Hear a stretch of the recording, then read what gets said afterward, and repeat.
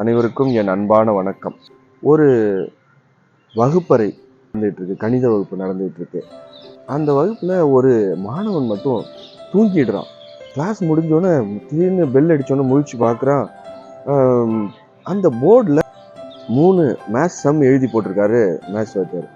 இப்போ முழிச்சு பார்த்தவன் அறக்க பறக்க பார்க்குறான். ஐயோ தூங்கிட்டோமே, சார் ஏதோ ஹோம்ஒர்க் எழுதி போட்டிருக்காங்க, அசைன்மெண்ட் எழுதி போட்டிருக்காங்கன்னு சொல்லிட்டு அவசரமாக அந்த 3 சம்மையும் தன்னோட நோட்டில் நோட் பண்ணிக்கிறான். நோட் பண்ணிவிட்டு வீட்டுக்கு போயிடுறான். வீட்டுக்கு போயிட்டு என்ன பண்ணுறான், அந்த சம்மை சால்வ் பண்ண ட்ரை பண்ணுறான். அவனால் சாதாரணமாக அதை சால்வ் பண்ணவே முடியல. அவன் அந்த கிளாஸை கவனிக்கல இல்லையா, அதனால் அது எப்படி சால்வ் பண்ணுறதுன்னு அவனுக்கு தெரியல. ரொம்ப நாள் யோசிச்சு பார்க்குறான். அவனால் முடியல. ஆனாலும் அவனுக்கு பயம். அடுத்த பசங்கள்கிட்ட கேட்கறதுக்கு அவனுக்கு வெக்கமாக இருக்குது. என்னன்னா, நம்ம தூங்கிட்டோம்னு சொல்லிட்டு அவனுக்கு கிண்டல் பண்ணுவாங்கன்னு சொல்லிட்டு இவனுக்கு வெக்கமாக இருக்குது. ரொம்ப க்ளோஸான ஃப்ரெண்ட்ஸ் எதுவும் இல்லை. வாத்தியார்கிட்ட கேட்கலான்னா, ஏன்டா நீ தூங்குன அப்படின்னு சொல்லிட்டு தூங்குனதை கண்டுபிடிச்சி திட்டுவாரோங்கிற பயம். சரி, எப்படியோ இதை நம்ம சால்வ் பண்ணிடணும், இந்த ஹோம்ஒர்க்கை நம்ம போட்டுட்டு போயிடணும்னு சொல்லிட்டு ரொம்ப கஷ்டப்படுறாரு.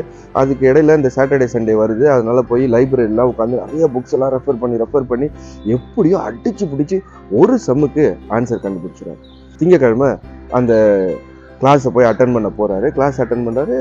மேத்ஸ் வாத்தியார் அந்த 3 சம்மை பற்றி எதுவுமே பேசவே இல்லை, எதுவுமே அதை பற்றி கேட்கவே இல்லை.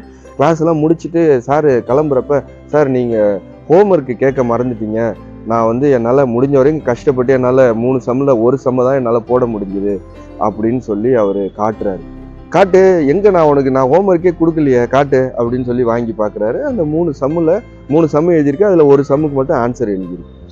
ஒரே ஆச்சரியம். அப்போதான் அவர் கூப்பிட்டு சொல்றாரு, நான் இதை ஹோம்ஒர்க்கு கொடுக்கல, உலகத்துல இன்னும் விடை கண்டுபிடிக்க முடியாத பல கணக்குகள் கணித சமன்பாடுகள் இருக்கு, அதை நான் ஒரு எக்ஸாம்பிளா இந்த 3த்தையும் நான் எழுதி போட்டேன், இதுக்கு இன்னைய வரைக்கும் இந்த உலகத்துல ஆன்சரே கண்டுபிடிக்கல, நீ எப்படி ஆன்சர் கண்டுபிடிச்ச கொண்டான்னு சொல்லிட்டு எல்லாத்தையும் பார்க்குற எல்லாம் சரியா இருக்குது. ஆச்சரியமா போயிடுது. அப்போ அவரு கூப்பிட்டு அவரை ரொம்ப பாராட்டுறாங்க. அந்த ஸ்டூடெண்ட் யாருன்னா, பிற்காலத்துல சிறந்த கணித மேதை ஜார்ஜ் பெர்னர்ட் டான்சிக் அப்படிங்கிறவர். அவர் ஒரு கட்டத்தில் சொல்றாரு, வாழ்க்கையில நாம தவறவிட்ட சில தருணங்கள் நம்மளுக்கு ஒரு மிகப்பெரிய பிரேக் த்ரூவை கொடுக்கும் அப்படின்னு சொல்றாரு. இந்த சம்மை இது வரைக்கும் ஒர்க் அவுட் பண்ணவே இல்லை இந்த உலகத்துல அப்படிங்கிற விஷயம் இவர் தூங்காம இருந்திருந்தாருன்னா, அது அவருக்கு தெரிஞ்சிருந்துன்னா அதை அவர் ட்ரை பண்ணியிருக்கவே மாட்டாரு. அவரு அந்த சம்முக்கெல்லாம் ஆன்சரே கண்டுபிடிக்க முடியாது அப்படின்னு தான் அவர் நினைச்சிருப்பாரு. ஆனா அவர் அது ஹோம்ஒர்க் கொடுத்துருக்காங்கன்னு நினைச்சு அதுக்காக போராடி உழைச்சு அந்த சம்முக்கு ஆன்சர் கண்டுபிடிச்சார்.